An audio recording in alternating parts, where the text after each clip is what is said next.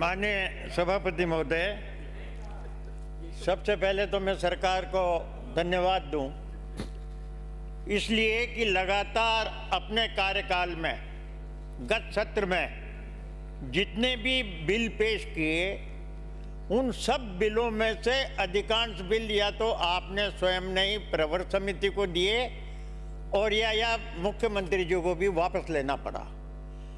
मेहरबानी करके आप सरकार चला रहे हैं, 5 बिल हो गए आपके ऐसे नमूने के जो प्रवर समिति को गए या आपने वापस लिए। तो मेहरबानी करके ये सरकार बुद्धिजीवियों की सरकार है, तो बिल बनाते वक्त भी अपनी बुद्धि का सही प्रयोग करें, तो ये दुविधा विधानसभा में आम आदमी के सामने न हो और आम जन में आपका फजीवतवाड़ा न हो। भविष्य में आप ध्यान रखें। और उसी क्रम में जो ये कोचिंग वाला आपका है, कोचिंग वाले से मैं आपसे ये जो बिल है, आप ये मान करके चलते हैं क्या कि इससे सुसाइड के केस कम हो जाएंगे? होंगे क्या? सुसाइड क्यों करता है उसके रीजनिंग अलग है, और बिल का इन संस्थाओं पर कंट्रोल करने का रास्ता अलग है। सुसाइड करने के लिए तो अगर सही माने में देखो तो आप और हम भी हमारे बच्चों से जो ज्यादा एक्सपेक्टेशन करते हैं, उनकी कैपेसिटी से अलग हट करके उनको उस स्थान पर भेजते हैं। वो बच्चे डिप्रेशन में आते हैं, माँ बाप उसका खर्च करते हैं, वो बच्चे अपने मन में आते हैं मेरे पिता इतना खर्च कर रहा है और मैं यहाँ नहीं आया। मूल कारण पुलिस इन्वेस्टिगेशन में तो जो आया है वो ये आया है। लेकिन अपन नियंत्रण करें, बहुत अच्छी बात है। नियंत्रण करने के साथ आपने सेलेक्ट कमेटी में भेजा, क्या परिवर्तन किया आपने? 3 परिवर्तन, संख्या 50 कर दी 100 की जगह, और जो उनका जो जुर्माना व जो पनिशमेंट दिया था 50,000 कर दिया, 5 की जगह 2 लाख कर दिया सेकंड ऑफेंस। यही आपने किया ना। इसके लिए प्रवर समिति का कितना खर्चा हुआ, वो काम कुछ भी नहीं।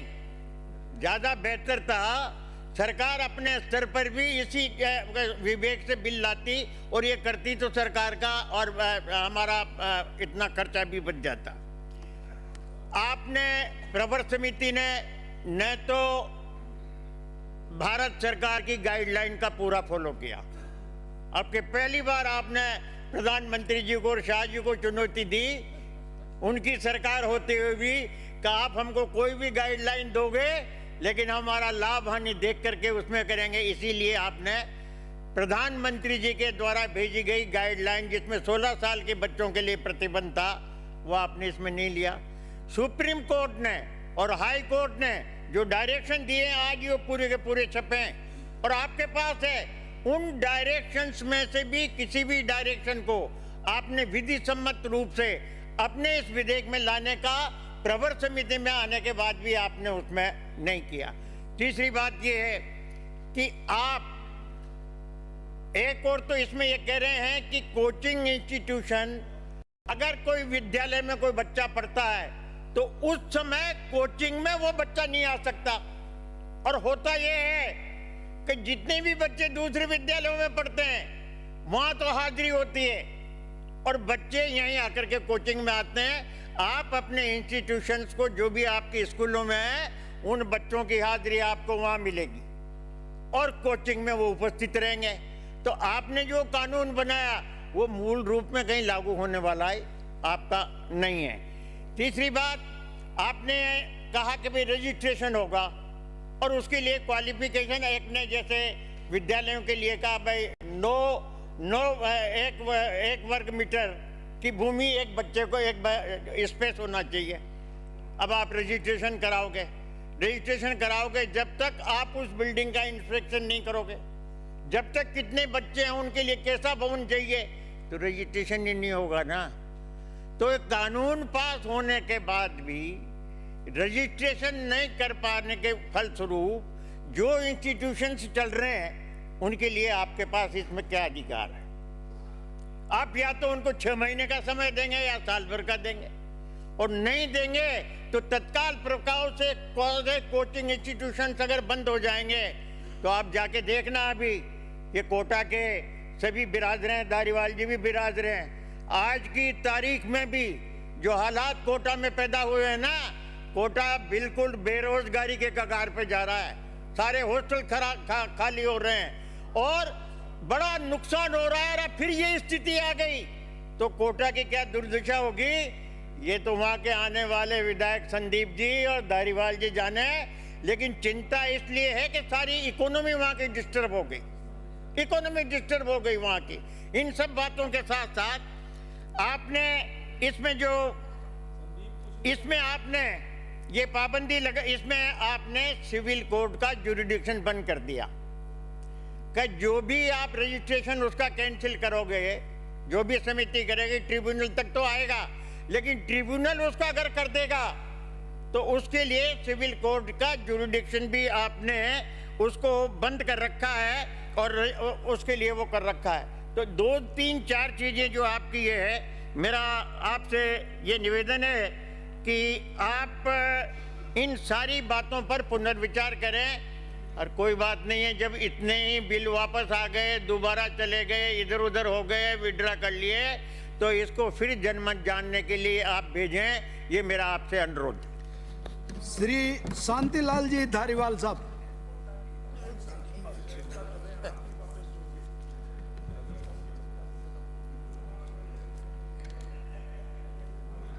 सभापति महोदय,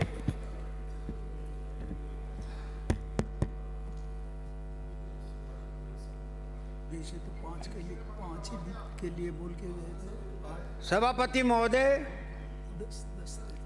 मुख्य रूप से ये जो बिल लाया गया था, 10-12 मंत्री महोदय, ये जो बिल लाया गया था वो कोचिंग इंस्टीट्यूट में पढ़ने वाले बच्चों के लिए,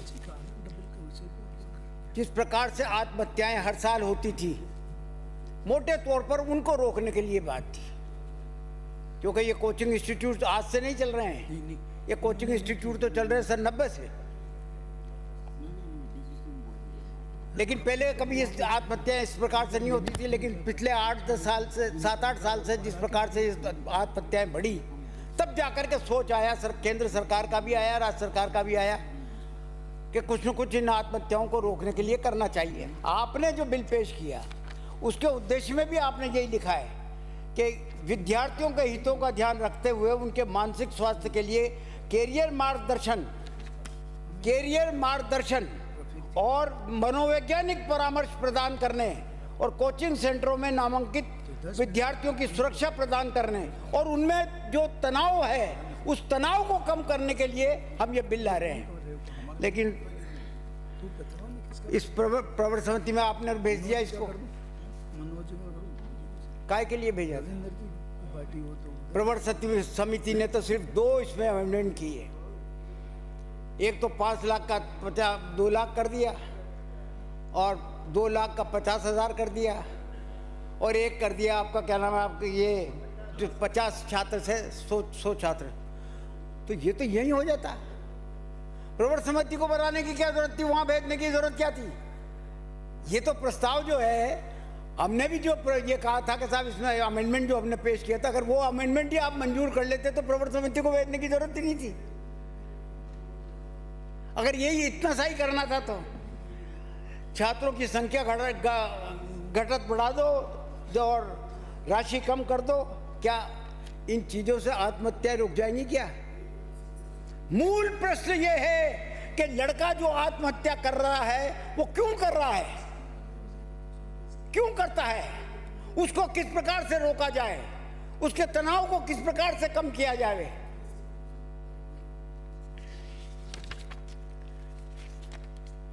मेरा निवेदन यह है कि 2023 में जुलाई की बात थी शायद, तत्कालीन सरकार के द्वारा तत्कालीन मुख्यमंत्री जी के द्वारा एक ग्रुप बनाया गया था, स्टडी ग्रुप, जिसने बाकायदा ये छाटा था कि आखिर ये आत्महत्याएं होती हैं तो क्यों होती हैं। तो 10-12 कारण उन्होंने दिए कि ये दिए। उनमें से कुछ हरिमोहन जी ने भी बोले 1-2 कि अभिभावकों का प्रेशर रहता है, ये रहता है, वो होता है। सब कुछ है।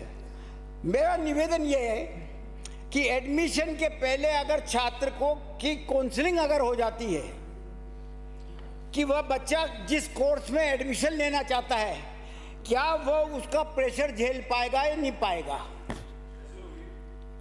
अगर मनोवैज्ञानिक अगर मनोचिकित्सक जो है वो ये काउंसलर जो है ये तय कर लेता है कि ये लड़का इस काबिल नहीं है कि इसको ये इस सब्जेक्ट को जो है कि इसको ये पढ़ाया जाए, ये प्रेशर नहीं झेल सकता, तो उसको एडमिशन ही नहीं देना चाहिए, उसी स्टेज पर रोक देना चाहिए।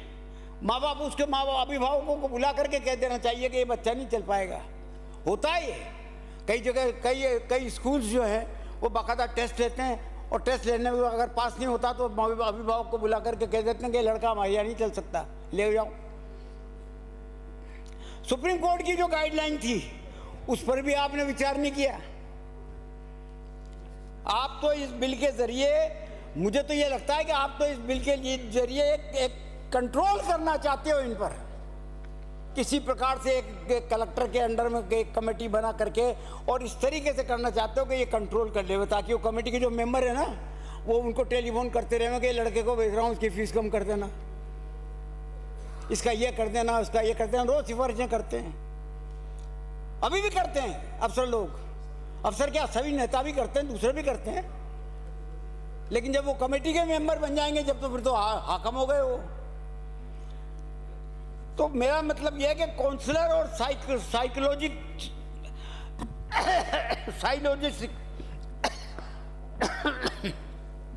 सपोर्ट के लिए जो आपने इसमें धारा 14 डाली बिल में, बिल की जो 14 है, जो प्रावधान आपने 14 में किया, उसमें आपने जिला समिति को तो अधिकृत कर दिया। और यह जिला समिति क्या करेगी, क्या अभी गर्ग साहब ने बोला ना कि जिला समिति क्या करेगी, ये तो विस्तार से वो काफ़ी बोल गए। ठीक है, समिति का चेयरमैन जिला कलेक्टर होता है, उसको अपने काम से फुर्सत नहीं। हमारे यहाँ एक कलेक्टर साहब आए, 1.5 साल करीब रहे वो वहाँ पर। वो जाते थे वहाँ पर कोचिंग इंस्टीट्यूट्स में और बच्चों को इकट्ठा करके गाना सुनाते थे। गाना सुना करके वो अपना खुद का तो तनाव दूर कर लेते थे, लेकिन बच्चे तनाव में आ जाते थे। बच्चे कहते थे कि यार ये क्या गाना गा रहा है।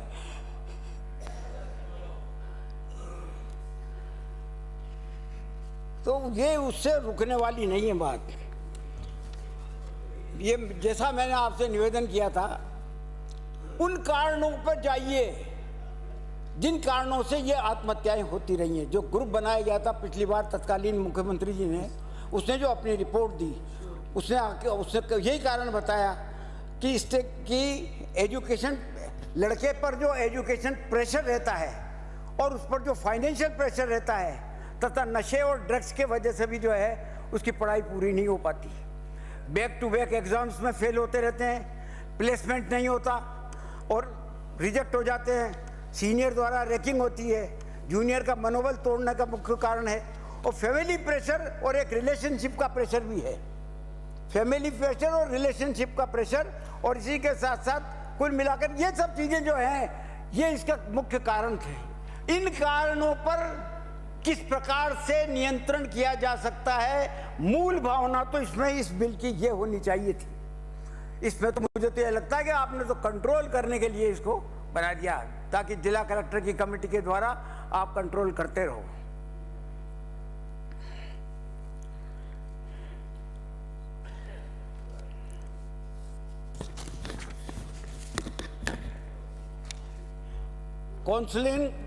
काउंसलर और साइकोलॉजिस्ट का ये रोल होता है कि वो बच्चों का मनोबल सशक्त रखे और बच्चे लंबे समय तक पढ़ाई में अपना ध्यान लगा सके और स्वस्थ रहे। मोटी बात ये होती है। मेरा आपसे निवेदन है कि राजस्थान की सरकार ने जो उस वक्त की जो 2023 सितंबर 2023 में जो गाइडलाइन बनाई थी, मेहरबानी करके उस गाइडलाइन को देखिए और देखिए। अभी तो हम प्रवर समिति के लिए भेजने के लिए प्रस्ताव रखेंगे। अगर एक बार और आपने प्रवर समिति को भेज दिया तो उस गाइडलाइन के अनुसार इस बिल को जो है दुरुस्त करिए, तब जाकर के ये इफेक्टिव माना जाएगा और ये आत्महत्याएं भी रोकने में काफ़ी कुछ मददगार होगा। अब इसमें आपने धारा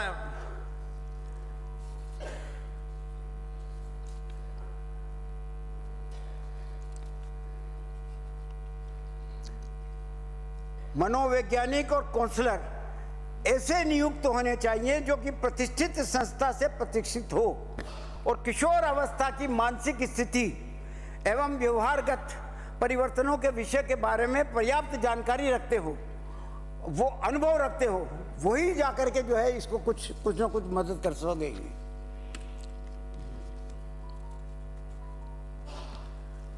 कोचिंग इंस्टीट्यूट्स में मनोवैज्ञानिक हायर करना जरूरी है। आपने जो धारा 14 में जो लिखा है,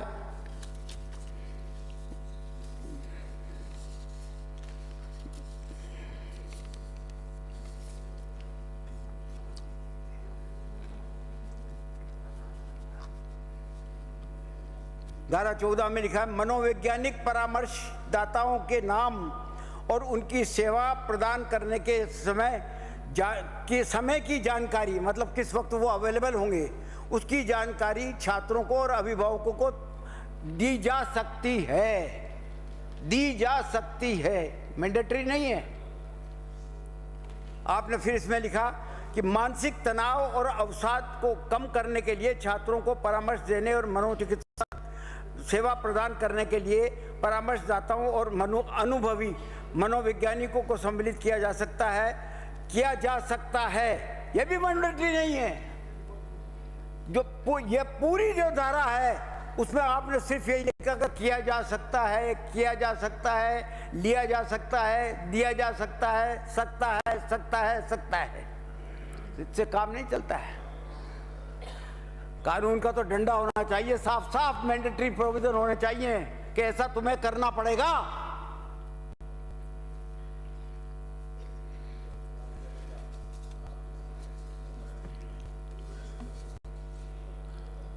मैं आपसे यही निवेदन कर रहा हूं कि जिस उद्देश्य से लेके आप ये बिल लेकर के आए ना, आप उसमें कंप्लीट फेल हो गए, कंप्लीट फेल्योर हुआ। माननीय मंत्री जी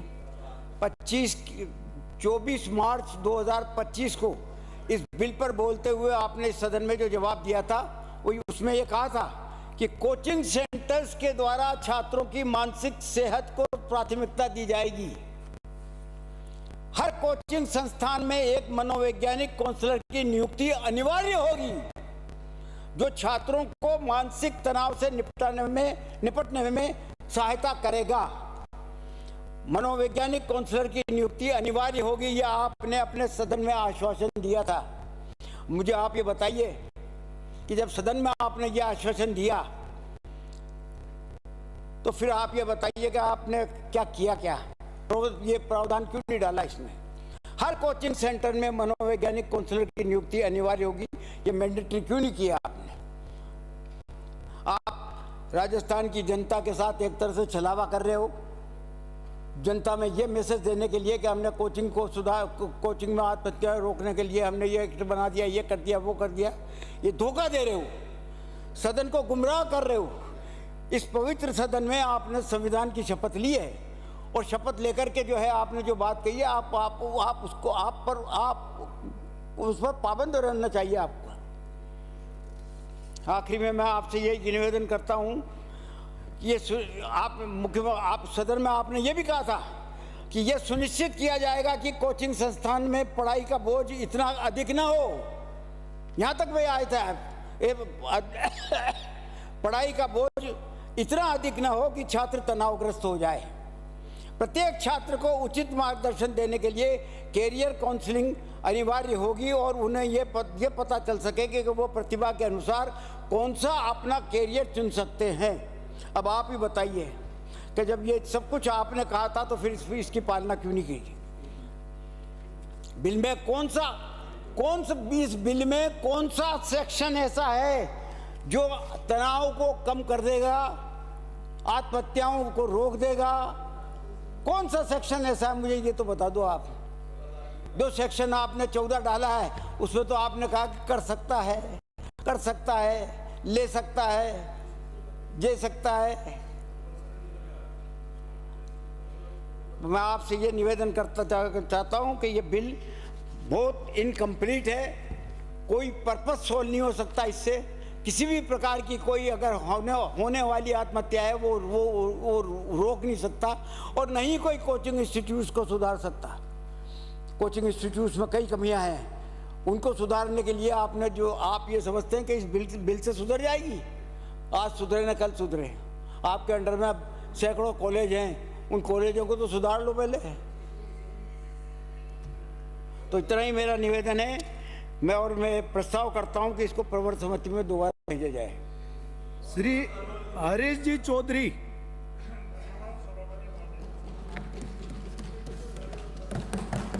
इस सदन में